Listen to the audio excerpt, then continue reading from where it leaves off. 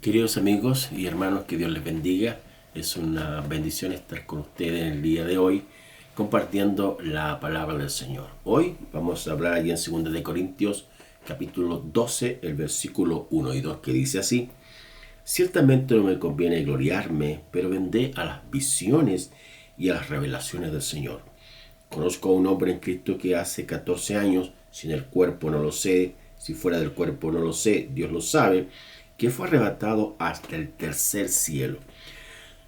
El tema que vamos a compartir el día de hoy es las visiones de Dios.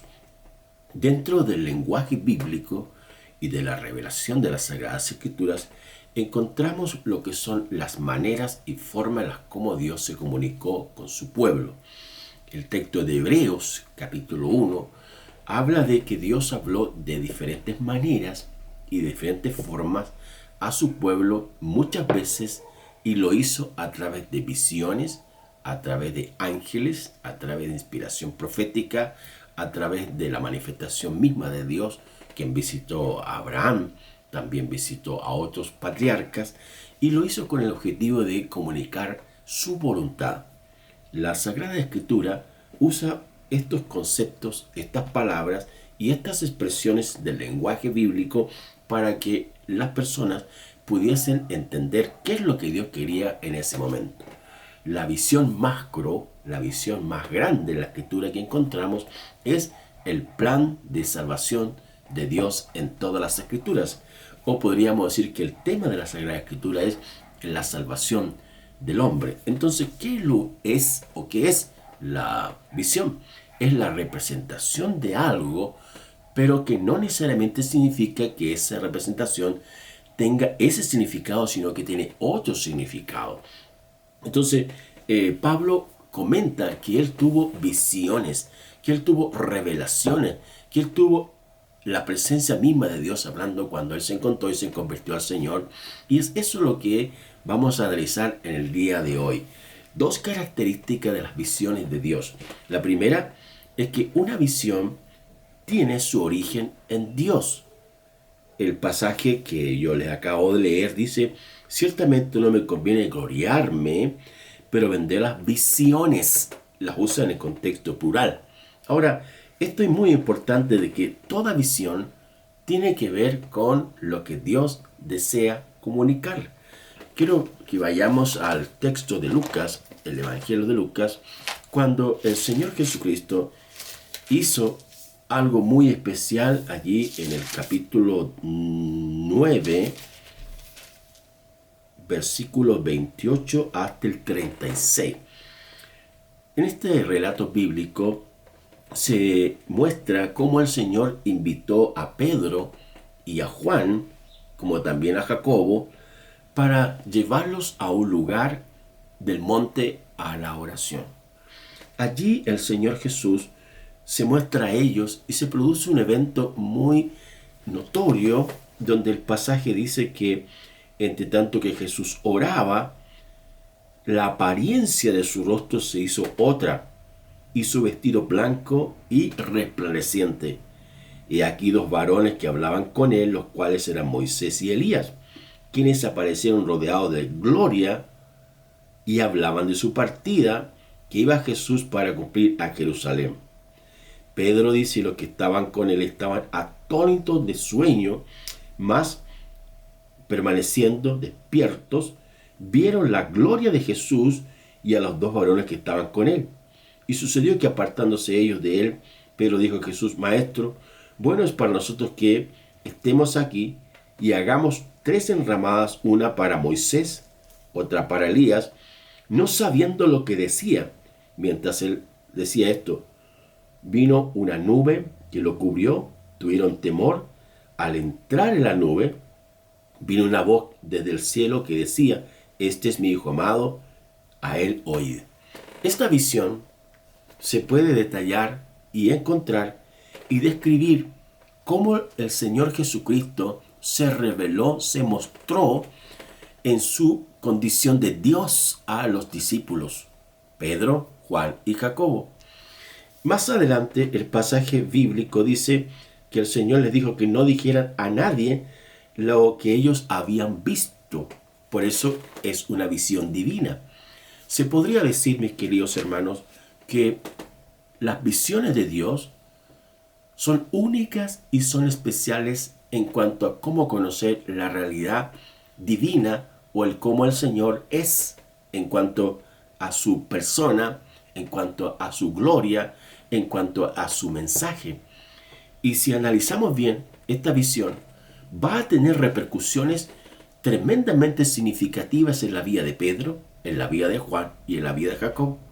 Era un encuentro especial con el Dios Todopoderoso, quien se dio a conocer a ellos de una manera única y excepcional.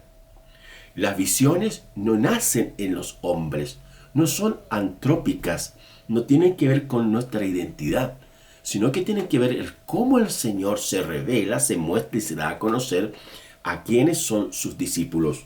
Por lo tanto, los versículos, el 36 del mismo capítulo, yendo en este caso a Lucas, capítulo 9, el 36 dice: y cuando cesó la voz, Jesús fue hallado solo, y ellos callaron, y por aquellos días no dijeron nada a nadie de lo que habían visto.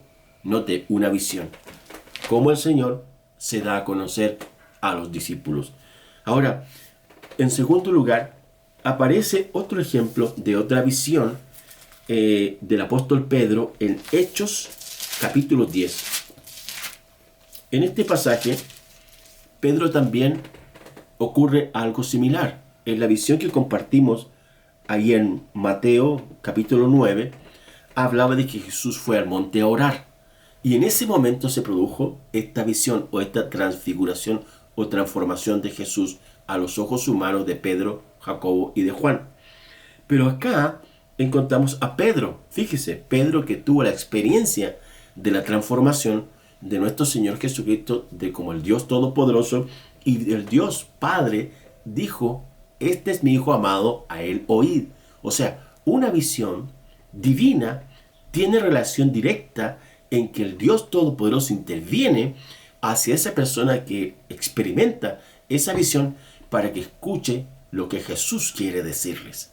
Por lo tanto, si alguien dice que tiene una visión de acuerdo a la revelación de la Sagrada Escritura y está escuchando otras cosas que no tienen relación con el mensaje de Jesucristo, o esta visión no es cristocéntrica, tendríamos que dudar si esa visión es de Dios o es una imaginación de la persona. Vamos a Hechos 10, donde el apóstol Pedro está orando ahí en los versículos 9 al 17. Dice el pasaje en versículo 9: al otro día, mientras ellos iban por el camino y se acercaron a la ciudad, Pedro subió a la azotea para orar. Noten, Pedro subió a la azotea para orar, cerca de la hora sexta, y tuvo gran hambre y quiso comer, pero mientras le preparaban algo, le sobrevino un éxtasis y vio el cielo abierto. ¡Qué tremendo! Vio el cielo abierto, que descendía algo semejante a un gran lienzo que, azotado de las cuatro puntas, era bajado a la tierra, y en la cual había de todos los cuadrúpedos terrestres y reptiles y aves del cielo. Y le vino una voz que decía: levántate, Pedro, mata y come. Entonces Pedro dijo: no, porque ninguna cosa semejante o común he comido jamás. Volvió la voz la segunda vez: lo que Dios limpió, no lo llames común. Esto se hizo 3 veces, y aquel lienzo volvió a ser recogido en el cielo. Ahora, note esta visión que el apóstol Pedro tuvo.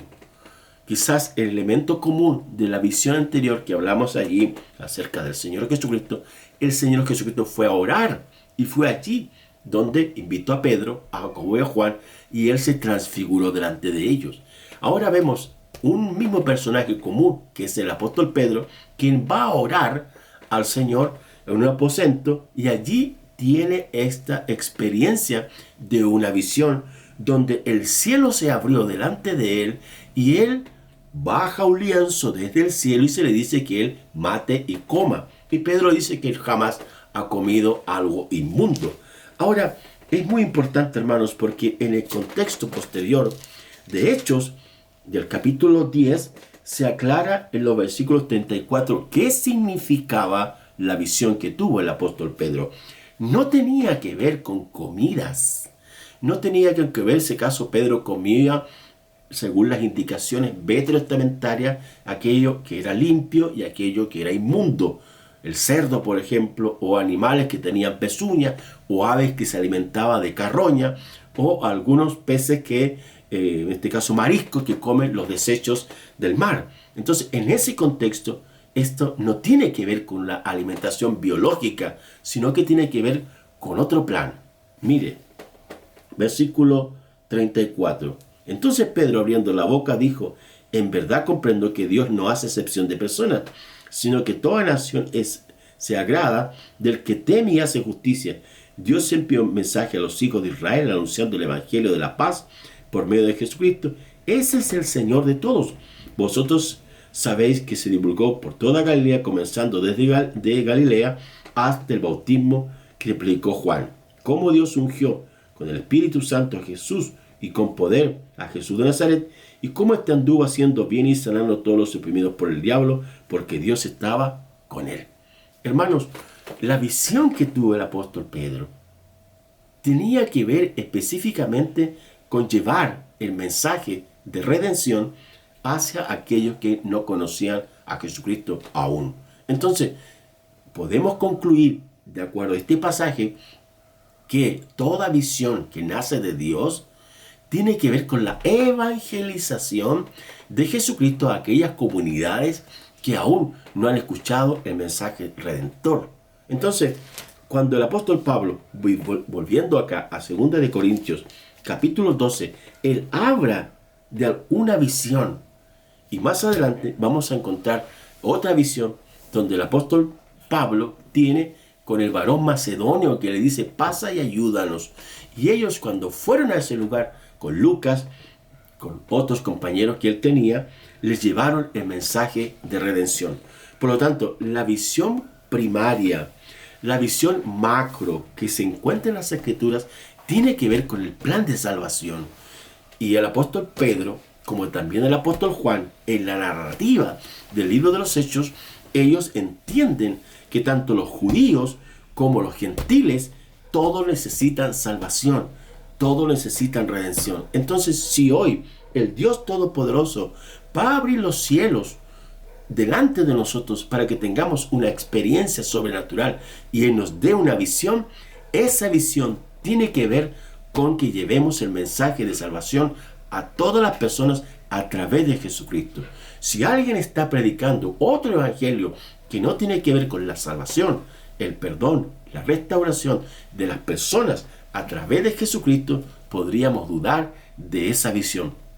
Porque la visión es teocéntrica, es cristocéntrica y también es centrada en las Sagradas Escrituras. Que el Dios Todopoderoso, mi querido hermano, te dé una visión de Dios con el objetivo de salvar y predicar el Evangelio a esa comunidad, ya sea con los futbolistas, ya sea con gente de empresarios, ya sea con estudiantes, ya sea con gente de las Fuerzas Armadas, ya sea con diferentes tipos de receptores, porque la visión divina es alcanzar a todas las personas para el reino de Dios. Oremos. Padre bueno, queremos darte gracias por tu amor y bondad cada día y por darnos esta tremenda visión que es predicar el Evangelio a toda criatura por nuestro Señor Jesucristo. Amén.